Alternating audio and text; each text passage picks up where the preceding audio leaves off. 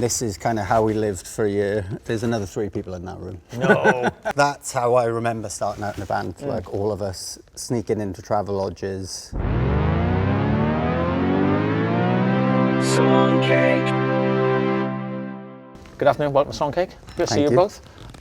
Just to get this out of the way, because all of the crew are one thing, how much of a pain in the arse is Jason in the studio to produce? On a scale of 1 to 10, make it easy. 7? I'm going to be honest, he is a dream. Is he? He is... So can you explain to me if he's a dream, that bit where it was just mainly his backing vocals we were listening to, was that I his wasn't idea? there for those. Or were you not? We get the songs back and then there's this little... Because there's, oh God, that's exactly what he sounds quite like. good. Because there's the kind of classic stories about Black Sabbath when Dio was in the band and they'd all go home at night and they were for a live album and Dio would go back in and he would turn up his vocals. And in my head, I imagine Jason is very much like Ronnie James Dio in stature and in like, and in doing stuff behind your back. So obviously Dirt is a great album. It's really stood the test of time, hasn't it? Which a lot of albums, as you know, don't. Where was the band mentally when you went into Mega? You'd had some success. But I think Dirt really kicked it up a notch, didn't it? In terms of people who knew who you suddenly were, as Jace was saying, people who sang your songs, people who recognised you, as Welsh people as well. I find we don't take acclaim very well. and I mean that, I generally mean that. I know lots of Welsh musicians and actors and stuff, and they kind of hate that part of it. They get to where they want and they're like, oh, I don't know if I want to be here. Here, as we say. I mean, was there a little bit of that? I mean, going into Dirt, were you mentally confident where you were, what you were going to do next? I think we were confused. Oh. Probably. I think we'd done our first album and I think, we were doing well. Yeah, no, you were. We were doing better than we thought we would ever do. Exactly. But I think obviously the pressure of doing the second album, we were starting to feel it a bit. We were ambitious and we wanted to do something better and also different to what we'd done before. But it just wasn't sort of fully coming together. So I think we were a bit, I don't know if we knew like what we were going to do quite at that point. It's a classic thing, isn't it? Well, you get like 5 years to make your first album. You get 12 months to make your second album. So it's like you're scrabbling around for the ideas and stuff. But were you getting on as people at that point? We've always gone. Yeah. You went on hiatus for 10 years. Come on, I have to ask. Oh, we always go on, Phil, apart from those 10 years. 2 World Cups we didn't see each other for. But you were. So you were in a good space mentally going into the album as well, apart from the fact you had no songs. Yeah, we were in a good spot. We were still in the process. We were still at a stage where we were like rehearsing every day as a band, because we were obviously fortunate enough to be on a deal and be able to sort of focus on making music full time. So we were seeing each other every day, trying to make music, sometimes successful, sometimes not. And we were in a good spot. I think like Al just said, we were just a bit unsure about what was next, because we'd made one record and then I don't think we'd actually thought about making a second. Well, it's weird. I think if you have an album that does, I mean, obviously the first album didn't set the world on fire, but it did pretty well. It's a bit of a poison chalice almost, isn't it? It's like, oh, you've got what you wanted, and then you go, did we want this? And I think it is that kind of thing, because then the pressure is that then the label are like, come on lads, one more of these. I think that's what it was. We didn't have the first time around, because I think when we actually signed with Roadrunner, like our album was done, like it was recorded, it was finished, and it had been written like a long time before. So I think when you come at an album from the perspective of we've signed a contract and we owe these people an album, and they have expectations, and I think obviously they were coming down to rehearsals and we were like playing these songs, and you kind of get a sense that they were like, it's not there yet, you're having those kind of they look at it and they go, is this a finished one? And you go, no. No one had ever said that to us before. Oh God, ourselves, really? Oh yeah. So we were a bit like, we better sort of pull our fingers out a bit here. They were like, you've got a lot of B-sides here, lads. Where's the single? You're like, that's the album opener. Yeah, some of them weren't even B-sides, to be fair. Oh wow. We were in the easy Fs. I suppose as well, it's obviously a position you were in that a lot of bands don't get to have now. You had time to consider things, you were writing together. You say you actually had enough money to kind of live on, and you could see each other and work on songs every day. Loosely. But I mean, no one's saying it was a golden handshake. No. It's roads on it, for God's sake. It's the Slipknot money. But it's kind of difficult, because you say there's an expectation that when you're going to like create something, and it's not always there, and then there's a kind of almost hollow feeling off the back of that. When was there a point? Because I know you made what I consider quite a classic album, and it's very hard, I think, to know when you've caught lightning in a bottle. But was there, say, a song on this album where you thought, oh, we've actually got the beginning of something at least? Because I've spoken to a lot of bands like that, and they don't know when the album's kind of there, but there's usually a song or two they go, this is the kind of, the catalyst. Was there something like that on this album? Yeah, I think we've always kind of had that song on every album that kind of basically forms the nucleus of the album. I mean, we've talked about Sunshine and Matters, but I think it was probably Matters. Just listening to that like a second ago, like when I hear that in front of it, like actually doesn't feel like that is my song. Oh. That's interesting. Is that a good thing or a bad thing? It's a good thing, but it's just now to me it just feels like a song that exists. Like I don't actually particularly feel like ownership of it. It's become sort of like just bigger or like bigger than. No, I think some songs do go out into the world and kind of make their own way. I was talking to the guitarist from System of a Down, and he was saying there's some certain System of a Down songs that he can't even remember writing. I mean, he is a massive stoner. You can cut that. You can take that out at any time. But he was saying there are songs that they kind of created in the studio cell in the rehearsal space, and they go, did we do that? It's almost like it kind of works outside of you as a band, you know what I mean? Yeah. I think that's probably a good sign, isn't it? That's creativity, I think. That's probably inspiration. Yeah, I mean, there've definitely been songs where they've come out of nowhere and they've been written and finished in like 10 minutes. Wow. Like I think like Give Me What I Want is one of those songs off our first record. But yeah, that's a kind of another song where I think it just takes on its own life. Like when the fans get hold of it in the way they did with Matters, because as Ian was saying earlier, that like it was such a turning point. I think we were in Japan doing, I don't know, Punk Spring or some festival, while the sort of single campaign had started, and we came back and it was just everywhere. It was, wasn't it? It was one of the songs, you couldn't get away from it. It was on the A-list everywhere, and we were just a bit like, how long have we been going? Back to the future. But was that a good feeling or a bad feeling or a mix? Was it like a kind of, again, the Welsh thing, because you kind of go, oh, fantastic, and you're like, is it though? Because if you're Welsh, everything's slightly in shadow. It is, isn't it? Yeah. Yeah, I think like each step you take as a band is like something you've always wanted, but you don't really know how to react when it happens. So I think there was always like this sense of, I don't know, like pride in ourselves, I suppose, but then also a bit of confusion, I guess. Like, because we started like, that led to us playing, say, like T4 on the Beach or BBC One Big Weekend, which are obviously quite like pop heavy. You've forgotten a lot of things by the sound of it, I'm honest. I mean, the 2010s are a haze. They happened. There's photos of me somewhere. Actually, talking of photos, let's get up the first photo, please. Look at this. Oh, these sweet beauties. Oh yeah. So look at that hair. Yeah. You say that. It looks like it's painted on. So tell us a little bit about where we are here, what's happening. How old are you? You're about 12. We are 21, you would have been. But this is like when we just started touring, when we were in our... 747. We were in our male... No, what was it? We bought a van from a church for £600. Did you? And this is kind of how we lived for a year. There's another 3 people in that room. No. Sneaking into travel lodges. But yeah, that's how I remember starting out in a band. Like all of us sneaking into travel lodges if we weren't sleeping in the van. Yeah. Wow. Like, what is it, 20 quid a night because we were getting paid 50 quid a show. Yeah. Wow. And just like slugging it around the UK in this van that was like held together with despair, duct tape, and just despair and duct tape. Yeah. Which was only on the road. Well, I probably can't say that. But we had some good friends in garages that kept us moving. But like that, I mean, it's a horrible way to live, but like the best way to live. It was such I suppose, and also if you're going to do that at a point in your life, it's better doing it at 20, isn't it? Because there's that whole thing at 20, you're kind of immortal, aren't you? Yeah. For a limited time, in words of one song.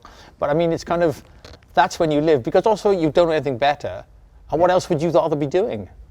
Do you know what I mean? That's the thing as well. On the motorway, and then it's beautiful. Yeah. Everyone loves the services. Do you know what I mean? Do you want a pasty? Can't afford one. Okay, that's a Welsh attitude for you. It is.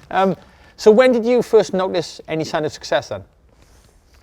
What was that moment you thought, we're doing bigger rooms? It always felt gradual, because I think our idea of success when we started was like sell out the Barfly in Cardiff. What a venue. Yeah, also an achievable goal. Yeah. That's it, we've always had modest goals, So I think we always felt like a sense of that, because we'd set these little small targets. But I think I think when we were like getting asked to play Reading and stuff like that, I'd never even been to Reading. Like I thought Reading Festival was like this. Yeah, of course. This huge thing. And when that started happening, I was a bit like, oh, this is ridiculous. But I think like the major thing for me was like being played on daytime Radio 1. Yeah. Because I mean, I grew up and that's all. You know, I was working in a shop and it's on in the background or it's on in the house, and like I didn't ever see that happening for us. Yes, of course. Well, it's and also again, not doing with the Welsh thing, but you don't sort of say things like out loud, do you? Oh, we'll be on Radio 1 daytime. It's like shut up, okay. But you don't, do you? Don't. No. It's it's not the way we're built, is it? Yeah, it's weird. I was talking to another Welshman. I was talking to James from Mannix, and I said to him once, when was it? It's a couple of years ago now, and he said it genuinely was that kind of cliche moment where they were played in the Queen Vic behind the bar. And did you have that as well? We actually had a poster on the wall of Hollyoaks. Did you? In someone's bedroom for a good year or two, which.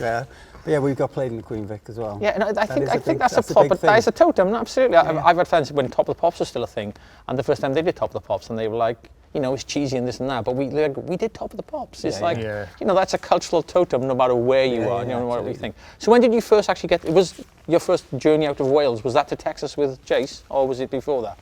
Were you touring? Did you Japan? We'd been touring the UK, hadn't we? And had we been to Japan at that point? We went to Europe with Simple Plan like 2008. Oh, okay, yeah. So at the end of like the Smart Casual run, so it was the first time we'd sort of left the UK at all, and then we went to Japan at the end of that as well. So wow, we'd been away on tour and stuff, and that was kind of a bit like,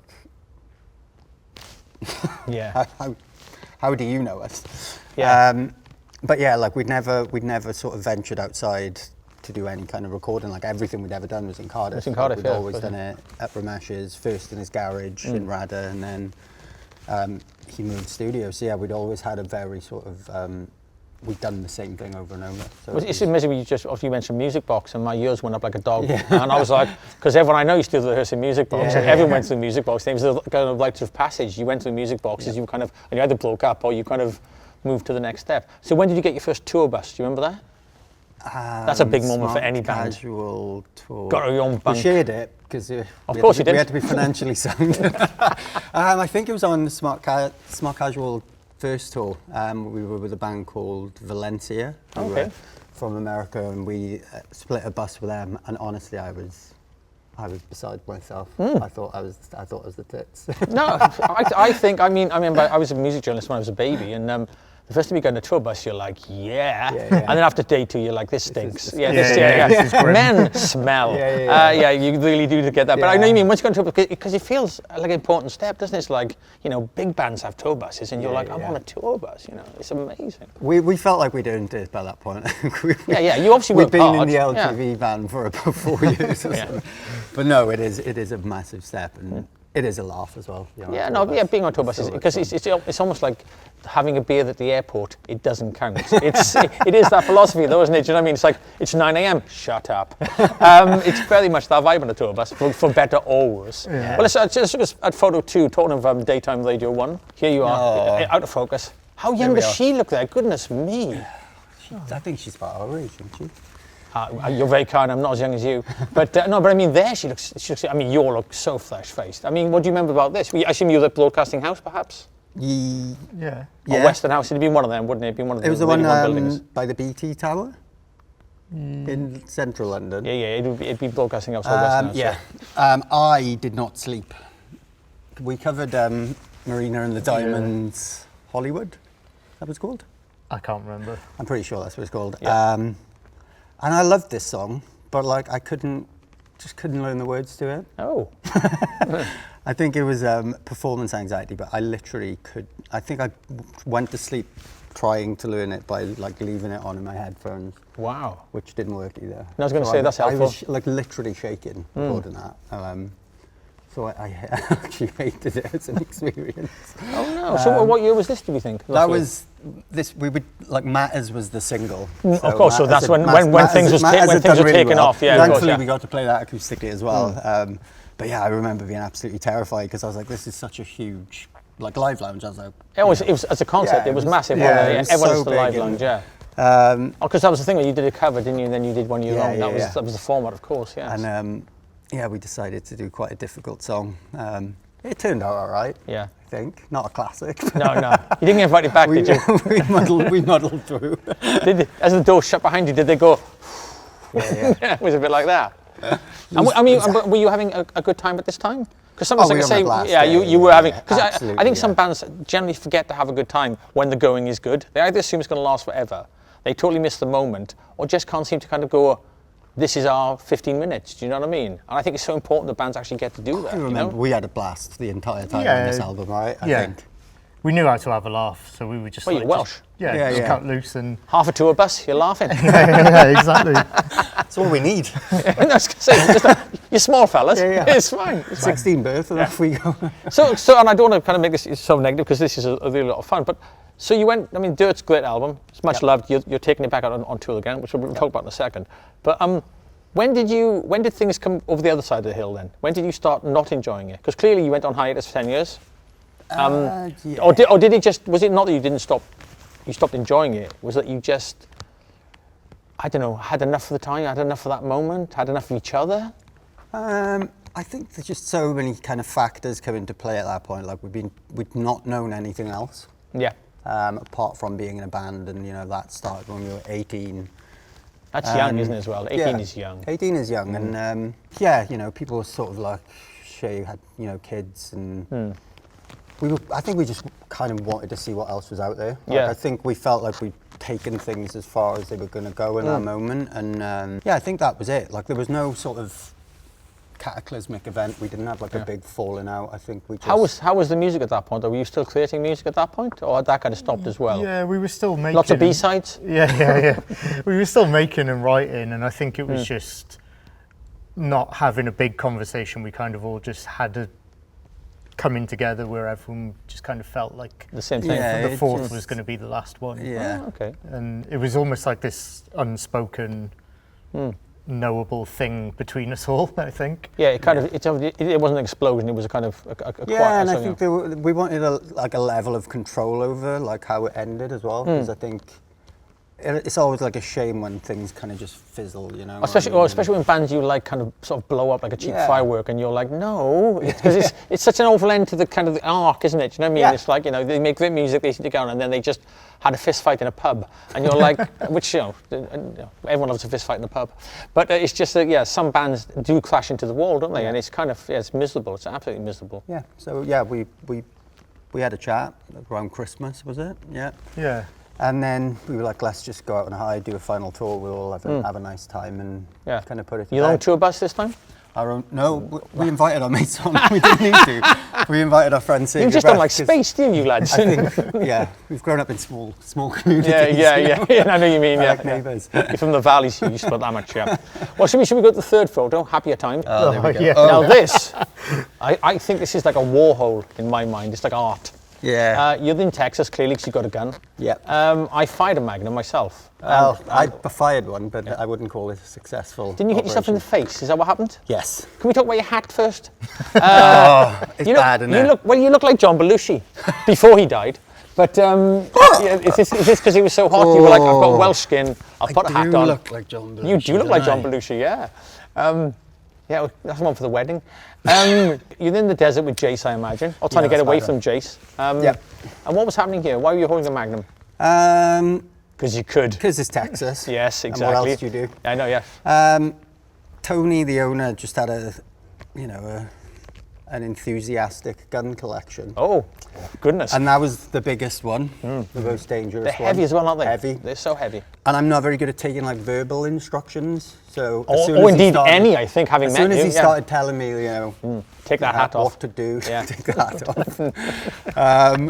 I kind of tune out. So I wasn't fully listening to how to operate. The most powerful handgun in the world. On planet Earth. Yeah. I just got weak little hands as well, Yeah. Welsh fingers. Welsh fingers. That's the fifth album. And luckily said that they used to fully load this gun before shooting it, but they stopped doing that when someone did a similar thing to me with a gun, shot it, the gun hit the floor, and then another. Whoa. So I could be dead. So I mean, so what? Sorry, you hit yourself in the face. Is that what happened? I recoil, did this, yeah. as I imagine he told me to do. Yeah. And I just wasn't holding it hard enough, and then the gun flipped, and then caught me there. Between the eyes. Between the eyes. Wow. In the sunglasses. In the sunglasses, they broke. Main question: did they knock the hat off? Yeah. Wow. Yeah, it was a. It was a bullseye. People say guns are bad things. Yeah. No, they are incredible, aren't they? You realise the power of I've only ever shot one on a range, and I was just like, it was so loud as well. It was insane. And you weren't wearing earphones or anything, or were you? No. Well done. Yeah. And then I had to go to hospital and have an X-ray. Wow. In the US, where it's cheap. Yeah. Album budget gone. Yeah. So. So, but obviously, you talked to Jason. I mean, but Texas, I'm guessing, because the art that came out of it was great. Did you have a good time there? You did enjoy the whole experience. Yeah, it was amazing, wasn't it? It's like I was saying to Jason earlier. It feels like a proper core memory of the band. Like it's one of the fondest things we've done together. Yeah. That whole experience, like making the record there, it was just like good times, sort of pushing ourselves musically, but also like really enjoying the space. I think that combined energy as well, as in when bands work like that, and you can say the songs come out of it, but also it's like you're all pulling together, whether you realise or not. Do you know what I mean? You're all kind of going in the same direction without even kind of sort of trying to. You know what I mean? It's like things just start happening, things start developing, and that's where I think where really good art comes from. Yeah. So obviously, the hiatus ended. Yes. Can I ask who ended the hiatus? Who said the divorce wasn't lasting? It was me who brought it up because I'd been approached by a guy called Ben Ray who does Slam Dunk Festival, and he literally messaged me every year, every single year since we split up, and he was like, "Oh, do you fancy doing Slam Dunk next year or this year?" And I was like, "Nah, man, it's not the right time." And he cornered me in the Kerrang Awards in 2023, and he was like, "Oh no, 2022." And he was like, "Oh, what about next year's 15 years Smart Casual?" And I was like, "You know what, Ben? I'm going to shock you, and I'm going to say yes." But no, I took it to the band, and I was like, "I actually think this kind of makes sense now." Yeah. I think everyone It's enough time and distance. Yeah, and you were the holdout, and you the longest holdout. Yeah, I was always a bit unsure about reuniting, and it maybe just being to play old stuff, or whether we'd want to do new stuff as well. Like I was always a bit sort of conflicted in my head as to how that would look. What would you be perceived as? Yeah, as a kind of one of those greatest hits bands, or would you have something to give? Yeah. Or how I would feel about just doing one or doing both or whatever. And I think by the time you sort of approached everyone to do the 15 years stuff, like we'd sort of been bouncing some ideas around and some music around and stuff like that. So it felt like it would have led to us doing something new as well, which felt to me more natural. It felt like we were sort of coming back together. Sort of more organic, less paycheck. Yeah, it's that kind of thing. No, we've all seen those bands, haven't we? And you go, here they are. Somebody needs a pension. Yeah, but that happens. It happens a lot. It's fine. I think it's just like a personal. I don't know. It's just like it's how you approach music and feel about it. I think, isn't it? How you treat music. Is it a commodity or as an art form, or both? I mean, it's both a difficult art and commerce. And how did you feel playing those songs now? When you went back to Dirt, say, did it feel good, or did you think, "Oh, this is a stinker"? On the whole, it felt good. Like at the first practice, I was like, "I'll be fine singing these," and I was like, I had no stamina. Zero. I bet, yeah. Like, there's a lot of emotion in it, in the vocals. And it's all kind of right up there, especially on Smart Casual, because I was 19. First album. I was coming at it in my mid-30s, and I was like, "Oh God, different voice, yeah." This is, but downloaded an app and practiced a bit. Yeah. But no, it actually felt amazing. It was ridiculous. I was shit. But it was amazing. Getting in the room and how quickly the other four just weren't shit. Yeah, they weren't shit. Yeah. But yeah, that was the most amazing thing for me. Is they weren't super tight, but they could have convinced you they'd practiced the week before. If you'd seen them in a pub, you'd be like, "This is quite good." They were probably better than we were 10 years ago on stage, pissed. So well, there is that. Did you actually miss each other? Did you stay in touch as people? Because bands and people are different things, aren't they? Musicians in a band and friends in bands. Because I'd moved up to London pretty much straight after we split up, so we stayed in touch as much as distance allowed. Could with distance, I guess. Yeah. But no, I think getting back together in that capacity and that context, it brought up loads of old good feelings. Do you know what I mean? And like, you know, it's, as you get older, you get to spend less time with people like that. Yes, don't you? yes, So, yeah.